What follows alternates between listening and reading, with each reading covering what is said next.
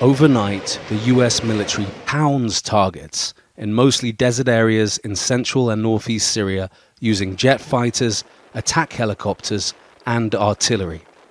US President Donald Trump making good on his promise of significant retribution against ISIL, following the killing of 3 Americans in the Syrian city of Palmyra last weekend.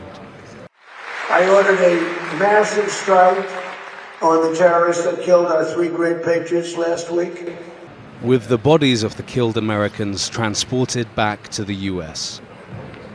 The killings of US personnel by a suspected member of ISIL were the first since the fall of the Assad regime in Syria last year.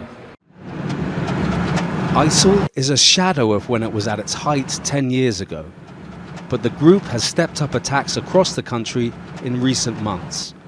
In response, Syria's leader Ahmed al-Sharaa formally signed Damascus up to a US-led coalition against ISIL during a recent trip to Washington, pledging to support coordinated efforts to eradicate its networks in Syria. Joining the coalition against ISIL comes at a moment of rehabilitation for Syria under its new president.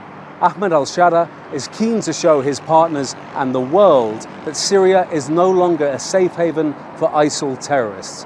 He also wants to rehabilitate his own image from once designated terrorist to reliable partner in the fight against ISIL. Damascus's security forces have also begun operations targeting ISIL fighters across the country. The US strikes against the group usher in a new phase of cooperation between Washington and Damascus to eradicate ISIL in Syria.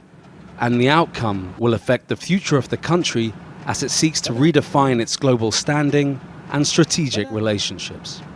Ayman, Oghanna, Al Jazeera English, Damascus. Don't miss out. Get the full picture. Subscribe to Al Jazeera for reliable news, expert insight. Like, share, stay ahead.